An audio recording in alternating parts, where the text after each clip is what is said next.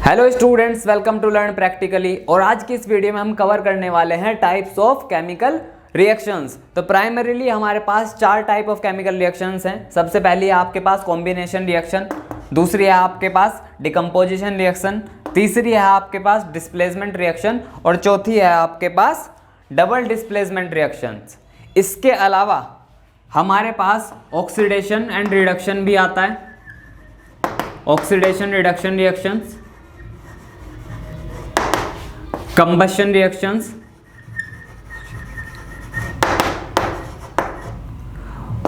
Precipitation reactions. ठीक है, इसमें से ऑक्सीडेशन एंड रिडक्शंस आपके सिलेबस में है, बट हम लेटर किसी वीडियो में कवर करने वाले हैं इसको, क्योंकि इसका प्रैक्टिकल अभी परफॉर्म नहीं किया गया है और ये अगर ज़रूरत पड़ेगी तो हम इस वीडियो के साथ कवर कर लेंगे, अदरवाइज ये हम लेटर हायर क्लासेस या फिर बाद के चैप्टर्स में कभी कवर कर लेंगे। तो आज की इस वीडियो में ये हैं चार जो हम कवर करने वाले हैं। तो सबसे पहले हम देखते हैं कॉम्बिनेशन रिएक्शन। तो नाम से आपको क्या लग रहा है?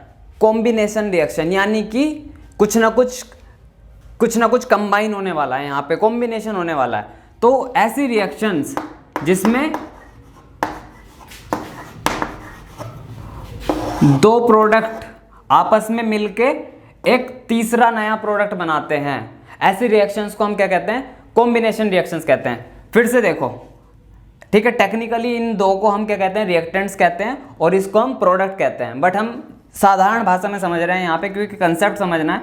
जहाँ पे क्या होगा, दो सब्सटेंसेस मिलके एक तीसरा नया सब्सटेंस बनाएंगे, क्या करके? मिलके, कंबाइन होके, इसलिए इसको हम क्या कहते हैं?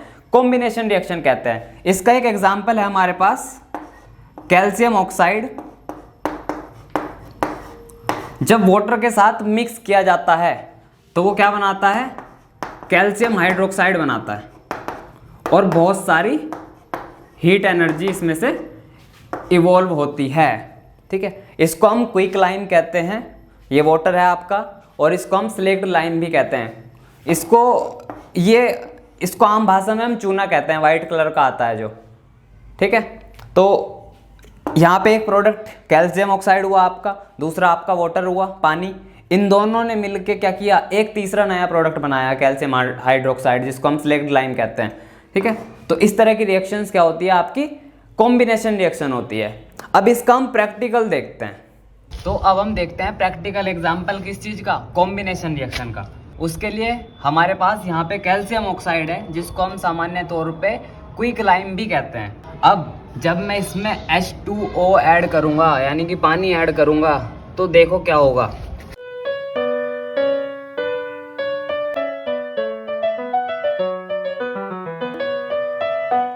आपको दिख रहा होगा क्या कि इसमें बहुत ही ज़्यादा हीट बाहर निकल रही है और इसका टेम्परेचर जो है वो बढ़ता जा रहा है। इसका टेम्परेचर जो है बढ़ रहा है, मैं इसको यहाँ पे दिखा देता हूँ आपको।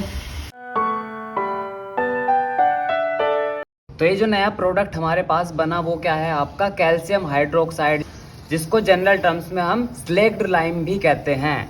तो ऐसी रिएक्शंस जहाँ पे दो सब्सटेंसेस मिला के एक नया सब्सटेंस बनाते हैं, आपकी कॉम्बिनेशन रिएक्शन कहलाती है। इसके बाद दूसरा आता है हमारे पास डिकम्पोजिशन रिएक्शन। ये बिल्कुल उल्टा होता है कॉम्बिनेशन का। कॉम्बिनेशन में क्या हो रहा था? दो प्रोडक्ट मिलके एक नया प्रोडक्ट बना रहे थे। इसमें क्या होता है? एक प्रोडक्ट होता है पहले से ही, वो प्रोडक्ट क्या होता है? दो अलग अलग प्रोडक्ट्स में टूट जाता है। क्या होता है? जब आप पानी का, H2O पानी होता है, जब आप इसका इलेक्ट्रोलाइसिस करते हो तो क्या होता है? पानी दोनों अलग अलग एलिमेंट्स में टूट जाता है। ठीक है, H2O था, एक आपके पास एलिमेंट ये था हाइड्रोजन, दूसरा ऑक्सीजन था। इलेक्ट्रोलाइसिस होने पे क्या हो गया? दोनों अलग अलग हो गए। एक हमारे पास ये प्रोडक्ट आया, दूसरा हमारे पास ये प्रोडक्ट आया। दोनों ही क्या होता है? गैसेज होती हैं, हाइड्रोजन और ऑक्सीजन। बट कंसेप्ट क्या है यहाँ पे कि एक प्रोडक्ट था, दो अलग अलग प्रोडक्ट्स में टूट गया। इस तरह की केमिकल रिएक्शंस को हम क्या कहते हैं? डिकम्पोजिशन रिएक्शन कहते हैं। अब हम एग्जैक्टली प्रैक्टिकल करने वाले हैं, बहुत ही जनरल तरीके से, बहुत ही सामान्य तरीके से इलेक्ट्रोलाइसिस करने वाले हैं और इसको प्रैक्टिकल तरीके से समझते हैं। तो यहाँ पे हमने लिया है गिलास और गिलास में हम ऐड करते हैं पानी। इसके बाद हम पानी के अंदर हमारा किचन वाला सोल्ट ऐड करके डिसॉल्व कर लेते हैं। अब यहाँ दो मैंने पेंसिल की नोक निकाल के इलेक्ट्रोड्स बनाए हैं, बेसिकली मुझे ग्रेफाइट की ज़रूरत थी इस रिएक्शन को करने के लिए, जिसमें हम पानी को हाइड्रोजन ऑक्सीजन में अलग अलग ब्रेक डाउन करने वाले हैं। तो अब हम इनको पानी में अंदर डालते हैं और हमें देखना है, या फिर आप देखो क्या हो रहा है। पानी जो कि H2O है वो क्या हो रहा है, हाइड्रोजन और ऑक्सीजन में टूट रहा है। तो राइट वाले इलेक्ट्रोड पे अगर आप देखोगे तो हाइड्रोजन निकल रही है पानी से। अब आपको गौर से सुनना है, मैं नहीं बोलूंगा कुछ भी। अगर आपने गौर से सुना होगा तो क्या हो रहा है, पॉप करके आवाज आ रही है कैंडल के बर्निंग की। तो इसका मतलब हाइड्रोजन निकल रही है। इसी को हम डिकम्पोजिशन रिएक्शन कहते हैं, जब एक सब्सटेंस दो अलग अलग सब्सटेंस में टूटता है। बट यहाँ पे एक क्वेश्चन आपके लिए यह है कि हमने इसमें सॉल्ट ऐड क्यों किया। इसके बाद तीसरा आता है हमारे पास में डिस्प्लेसमेंट रिएक्शन।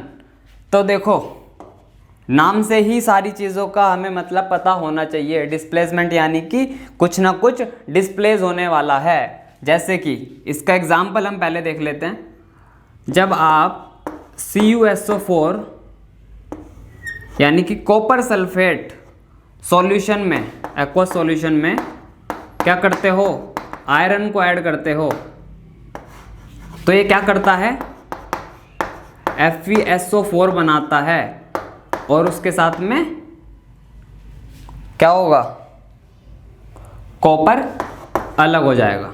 तो क्या हुआ यहाँ पे, कॉपर सल्फेट का एक सॉल्यूशन था आपके पास, जब आपने इसके अंदर क्या किया, आयरन को ऐड किया, क्या होगा, क्योंकि आयरन ज़्यादा रिएक्टिव था कॉपर से, तो क्या करेगा, आयरन क्या करेगा, आयरन कॉपर को यहाँ से डिस्प्लेस कर देगा कि भाई मैं ज़्यादा रिएक्टिव हूँ, मैं SO4 के साथ जुड़ूंगा और कॉपर जो है अलग हो जाएगा, कॉपर यहाँ से निकल जाएगा और क्या बनेगा, इसके साथ ये मिलके FeSO4 यानी कि आयरन सल्फेट बना लेगा और कॉपर आपका अलग हो जाएगा। इसका भी हम क्या करने वाले हैं, अब प्रैक्टिकल एग्जाम्पल देखने वाले हैं। बट समझो हुआ क्या, यहाँ पे एक एलिमेंट ने दूसरे एलिमेंट को डिस्प्लेस कर दिया। इस तरह की रिएक्शंस आपकी क्या होती हैं, डिस्प्लेसमेंट रिएक्शंस होती हैं।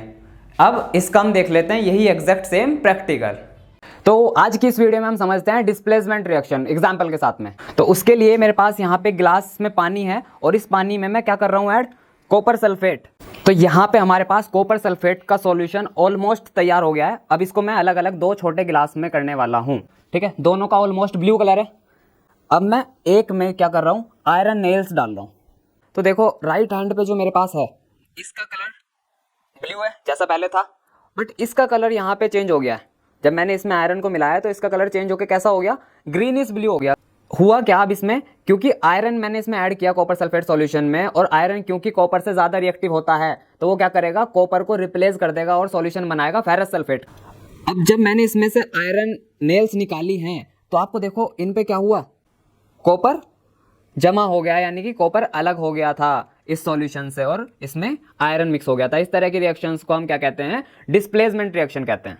इसके बाद फोर्थ आता है आपके पास डबल डिस्प्लेसमेंट रिएक्शन, यानी कि जैसे डिस्प्लेसमेंट में क्या हो रहा था, एक एलिमेंट दूसरे एलिमेंट को रिप्लेस कर रहा था, बट क्या हो रहा था, एक ही एलिमेंट का रिप्लेसमेंट था। यहाँ पे या तो आप ये कह सकते थे कि कॉपर का डिस्प्लेसमेंट हो गया या फिर आयरन का डिस्प्लेसमेंट हो गया। बट डबल डिस्प्लेसमेंट में क्या होगा, जब दो एलिमेंट्स का डिस्प्लेसमेंट होगा तो वो आपकी क्या होगी, डबल डिस्प्लेसमेंट रिएक्शन होगी। एक एग्जांपल देखते हैं इसका, NaOH यानी कि सोडियम हाइड्रोक्साइड का जब आप एक्वस सॉल्यूशन लोगे और उसको हाइड्रोक्लोरिक एसिड के एक्वस सॉल्यूशन में ऐड करोगे तो आपको प्रोडक्ट मिलेंगे NaCl sodium chloride plus H2O water. अब समझो इसको, यहाँ पे क्या हुआ, Na सोडियम आयन ने क्या किया, यहाँ से हाइड्रोजन को डिस्प्लेस किया और क्लोरीन के साथ जुड़ गया, NaCl बना दिया। और दूसरे में क्या हुआ, हाइड्रोजन आयन जो है हाइड्रोक्साइड आयन के साथ मिलके वाटर बना लिया। तो क्या हो रहा है, एक तो यहाँ पे डिस्प्लेसमेंट ये हो रही है और दूसरी डिस्प्लेसमेंट यहाँ पे ये हो रही है।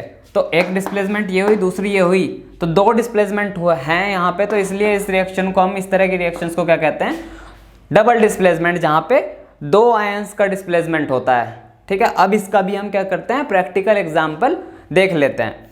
डाइल्यूट हाइड्रोक्लोरिक एसिड है और यहाँ पे मेरे पास में सोडियम हाइड्रोक्साइड है, जिसको हम क्या कहते हैं, कास्टिक सोडा भी कहते हैं। अब हम इन दोनों को ऐड करेंगे और आपको यहाँ पे देखना है कि क्या होगा, रिएक्शन होगी जो उसमें क्या प्रोडक्ट्स मिलने वाले हैं हमें।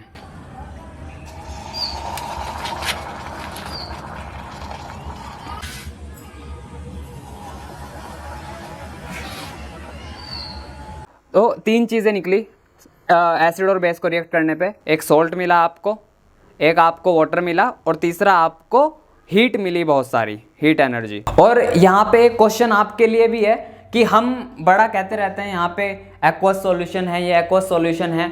मैंने देखा कुछ बच्चों को ये पता ही नहीं कि एक्वस सॉल्यूशन है क्या। तो आपको कमेंट में बताना है कि एक्चुअल में एक्वस सॉल्यूशन होता क्या है। बहुत ईजी क्वेश्चन है ना, बट इसका आंसर मैं मुझे चाहिए कि आप कमेंट में लिखो। तो ये हुई आपकी आज की टाइप्स ऑफ केमिकल रिएक्शंस, ठीक है। इसके बाद जो अलग हैं वो हम किसी लेटर वीडियोस में कवर कर लेंगे जब भी मैं उनका प्रैक्टिकल परफॉर्म कर लूँगा तो। और ऐसे ही वीडियोस के लिए आपको चैनल को सब्सक्राइब ज़रूर करना है।